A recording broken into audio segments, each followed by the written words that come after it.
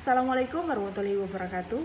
Shalom, saya Dolince Rumbarar NRP 55195212 Program Studi Teknologi Pengelolaan Sumber Daya Perairan Politeknik Alih Usaha Perikanan Jakarta. Baik, saya akan menyampaikan paparan mengenai sistem informasi geografis.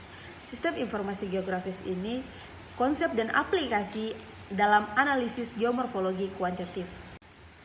Dalam informasi geospasial atau BIG, yaitu pembuatan peta tematik, tumpahan susun, overlay peta, perhitungan fenomena proses alam berbasis spasial, pemodelan data spasial, dan sebagainya.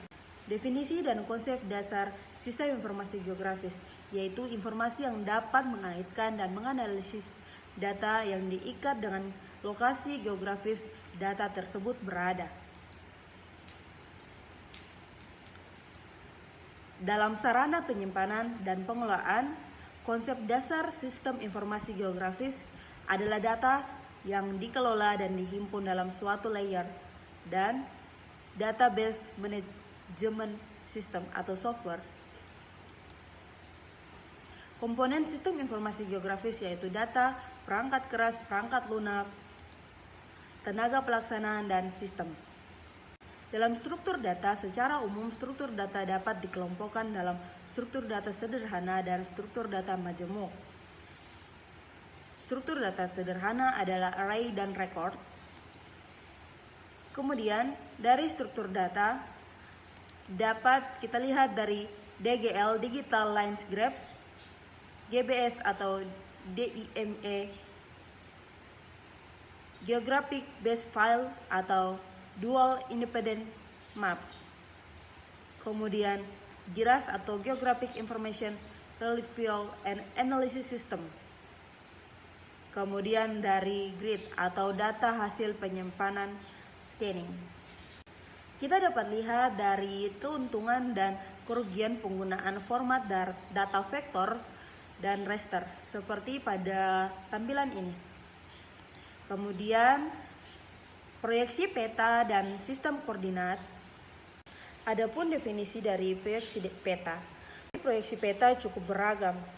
Dan secara umum proyeksi peta bertujuan untuk memindahkan pola atau unsur-unsur dari permukaan ke permukaan lain dengan menggunakan aturan matematis tertentu sehingga tercapai suatu keadaan sesuai dengan keinginan.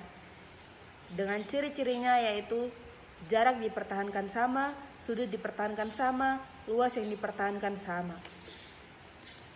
Berikut gambar konsep proyeksi permukaan bumi dengan penyesuaian skala.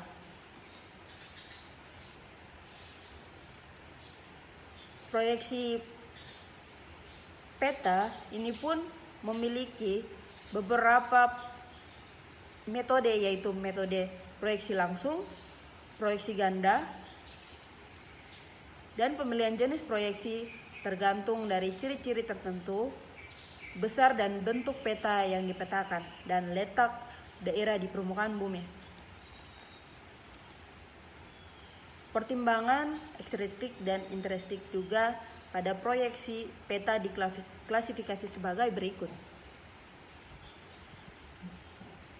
Berdasarkan sifat-sifat asli dari proyeksi yang dipertahankan yaitu proyeksi ekuivalen, proyeksi konform, dan proyeksi ekidistan adalah sebagai berikut. Berdasarkan posisi sumbu simetris bidang proyeksi yaitu proyeksi normal, proyeksi miring, dan proyeksi transversal.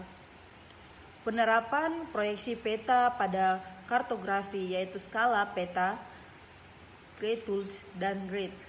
Adapun garis tepi peta, seperti pada tabel ini menjelaskan penyajian garis grid jewel, dan garis tepi pada beberapa skala peta. Berikut adalah gambar dari koordinat geografi. Ini peta kenampakan garis-garis lintang. Proyeksi peta di Indonesia dengan pada gambar sebagai berikut dengan topografi skala 1:25.000 dan 1:50.000, kemudian 1:100.000. Proyeksi Mercator sebagai gambar berikut. proyeksi Universal Transverse Mercator. Proyeksi ini menyatukan beberapa macam sistem proyeksi yang ada di Indonesia, serta dimulainya suatu pemetaan sistematik. Berikut adalah perhitungan adalah sebagai berikut. Ragam peta Indonesia menurut Badan Informasi Geografisial (BIG), berdasarkan fungsi peta dapat dikelompokkan dalam peta dasar dan peta tematik. Beberapa contoh peta tematik diantaranya adalah peta geologi regional, peta tata guna lahan, peta seismotektonik, peta hidrogeologi, dan peta sebaran gunung api. Berikut ini adalah contoh peta indeks skala 1:25.000. Dan berikut ini adalah peta lebar pengalengan. Dan sebagian peta bumi rupa lebar pengalengan dalam format digital pada gambar di atas. Dan ini pun penampakan geologi peta indeks dan keterangan lainnya dalam peta geologi. Peta satuan sistematik seismotektonik. Berikut adalah contoh peta tematik lainnya dan di sebelahnya yaitu peta seismotektonik Indonesia. Sekian dan terima kasih. Mohon maaf jika ada kesalahan kata.